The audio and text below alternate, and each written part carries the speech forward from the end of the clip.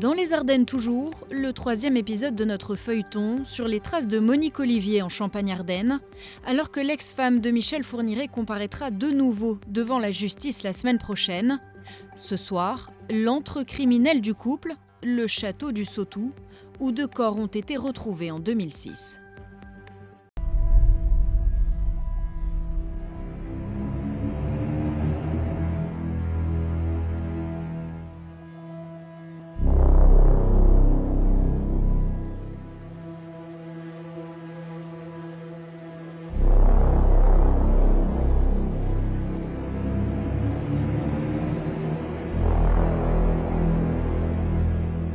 En 1989, Monique Olivier et Michel Fourniret emménagent au château du Sautou, dans les Ardennes. Il est complètement isolé. Quand vous allez au Sautou, vous apercevez que c'est entouré de bois, difficile d'accès.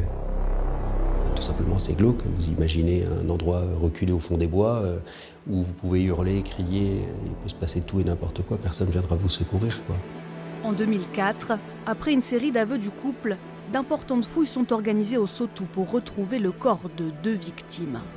Les policiers belges qui arrivent de l'identification de véhicules.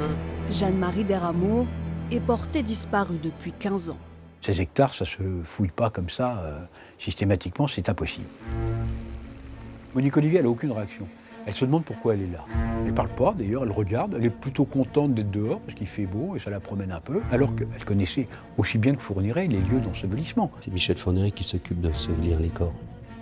Donc si Monique Olivier sait que les corps sont dans le château du Sautou, elle sait à peu près où ils sont situés, elle sait à peu près où il a creusé. Mais elle n'a pas l'endroit exact ou la profondeur exacte. Moi je fais creuser à 1,20 m, par sécurité. On ne trouve rien, ça dure quand même un certain temps. On creuse le 2e trou et on ne trouve rien. 3e trou, pareil. Il est presque 17h et toujours aucune trace de Jeanne-Marie Desrameaux. J'ai cette idée de lui dire, mais alors, si c'est bien à droite du chemin, est-ce que la profondeur est la bonne? Et là, je vois un sourire illuminer son visage. C'était un piège qui nous avait tendu. J'entends un cri, et accroché au godet de la tractopelle, il y a une masse grise, informe, la glaise, le corps entouré de glaise depuis 19 ans, avec un fémur manifestement humain qui dépasse. Il y a quelque chose qui vous serre le cœur, évidemment, quand vous vous dites que cette pauvre jeune fille qui ne désirait que vivre s'est retrouvée là. Et là, je vois 2 larmes couler du visage de Monique Olivier. Elle me dit « Ah oui, c'est terrible, vous avez raison, monsieur le procureur, c'est terrible. Vous voyez la situation dans laquelle je suis ?» Elle me montre ses 2 mains menottées. En fait, ces 2 larmes, elles coulaient pour elle, et sur ces situations de détenus, non pas pour le corps de la petite Jeanne-Marie. Au Sautou, le corps de la petite Elisabeth Brichet, 12 ans, est également découvert à l'arrière du château. En 1989, Michel Fourniret et Monique Olivier dérobent le trésor du gang des Postiches dans un cimetière de la région parisienne. Pour 1 200 000 francs cash, Michel Fourniret s'offre le Sautou. Il a utilisé les lingots pour acheter ce qu'il avait toujours rêvé d'acheter, c'est-à-dire un château. C'est donc à la fois un lieu pour perpétrer ses crimes, un lieu où il peut se replier en se disant que personne ne viendra le chercher. Mais le château est sous surveillance, car son trésor, le tueur en série l'a volé à Jean-Pierre Elgouarch, son ancien partenaire de cellule, membre du groupe terroriste Action Directe. Et en 1989, la brigade anticriminelle suspecte Michel Fourniret de faire partie lui aussi de la mouvance.